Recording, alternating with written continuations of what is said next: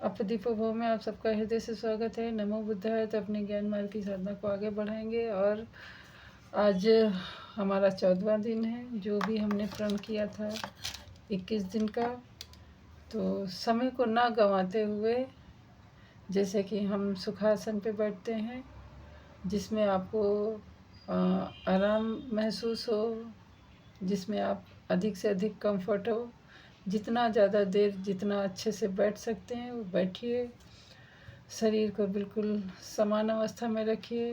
दाहिने हाथ की हथेली बाएं हाथ की हथेली पे रखते हुए अपनी सांसों के माध्यम से हम अपने अंतःकरण में विचरण करेंगे और जो भी हमारे दबे छुपे कर्म हैं, अच्छे बुरे जो भी है, अगर वो संवेदनाओं के रूप में आते हैं तो उनको हम देखेंगे, सिर्फ और देखेंगे, कुछ नहीं करेंगे और अनित्य करते हुए आगे बढ़ेंगे। वो कैसी भी संवेदनाएं हो सकती हैं, सूक्ष्म संवेदनाएं भी हो सकती हैं, स्थूल संवेदनाएं भी हो सकती हैं और हमारा मन हमें दृश्यों के माध्यम से भी हमें भटकाएगा। अपने जो लक्ष्य है, अपने आप को जानना, उस लक्ष्य से भी वो भटकाएगा। तो हमें भटकना नहीं है, सिर्फ जो हमें महसूस हो रहा है, जो हमें दिख रहा है, उसको अंतःकरण की आँखों से देखते हुए और अपने अंदर के अंतःकरण को ये बताते हुए कि ये सब अनित्य है, सब अनिश्चित है, कुछ भी निश्चित नहीं है। हर पल, हर क्षण, हर घड़ी कुछ ना कुछ बिगड़ रहा है, कुछ ना कुछ नया बन रहा है और इसी बिगड़ने और बनने को ही हम जीवन कहते हैं। और इसी जीवन में हम जो कुछ भी संग्रह करते हैं वही सब हमारे कर्म बनते हैं।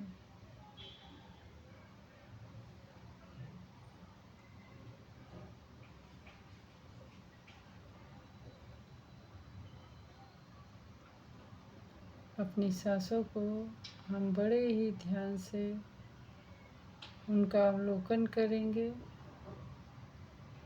क्योंकि ये सांसें हमें जो कुदरत ने दी है, प्रकृति ने दी है, इसका हम लोग एक भी मूल्य नहीं चुकाते हैं।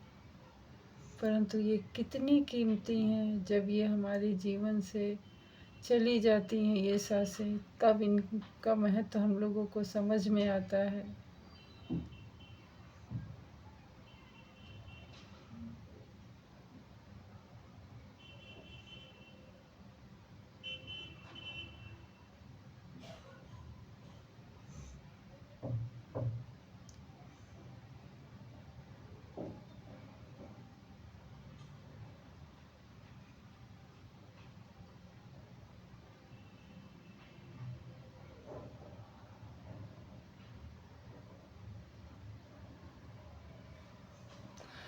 तो अपने दोनों हथेली पर घर्षण करेंगे जिससे कि ऊर्जा प्राप्त होगी और वो ऊर्जा हम अपने उस अंग में लगाएंगे जिस अंग को हमें तकलीफ़ है या वेदना है, उसको स्वस्थ करने के लिए हम उसका उपयोग करेंगे।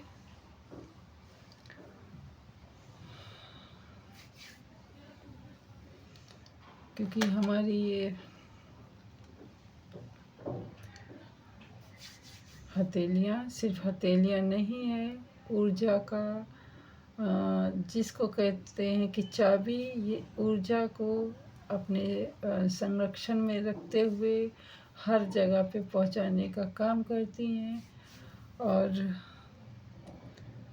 कोई ज़रूरी नहीं है कि उम्र में अगर कोई छोटा है तो उसको ज्ञान नहीं होगा, और ये भी नहीं ज़रूरी है कि उम्र में कोई बहुत बड़ा है तो उसको बहुत ज्ञान होगा।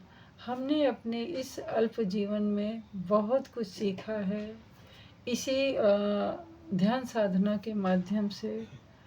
पहले तो नहीं, परंतु अभी पिछले 2 सालों से जब से थोड़ा सा अनुभव होने लगा है, देखने का नज़रिया बदला है, तो मैंने अपने आसपास में ही देखा है। आप लोग भी अगर बड़ी मतलब बहुत ही बारीकी से सर्वेक्षण करेंगे, अवलोकन करेंगे, तो आपको भी अपने आसपास वो सब कुछ दिखाई देगा जो हम इन खुली आँखों से रोज़मर्रा नहीं देख पाते हैं।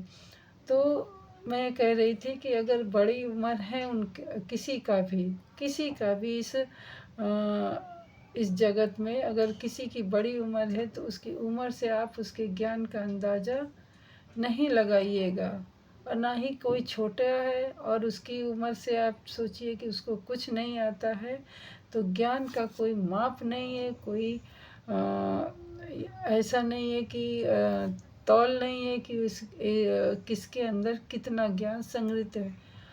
ज्ञान को अगर परखना है, जांचना है, तो व्यक्ति का व्यवहार ही सबसे प्रमुख साधन है, जिससे कि आप उसके स्वभाव को, उसके वार्तालाप से या फिर उसके जो भी क्रियाकलाप हैं उनसे आप अंदाज़ा लगा सकते हो कि उसको कितना ज्ञान है। और कभी कभी इंसान इस बात में भी धोखा खा जाता है कि इंसान दिखाता कुछ और है पर उसके अंदर का कुछ और रहता है। तो ये विभिन्न प्रकार से रंग बिरंगे रंगों में रंगी दुनिया है।